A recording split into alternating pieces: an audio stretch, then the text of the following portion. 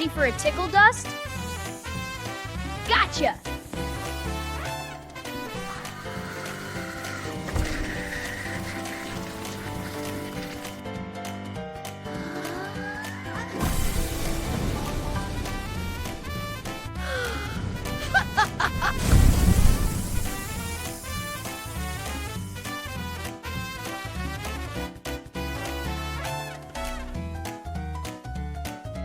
We did it, Dust! High five, Steve!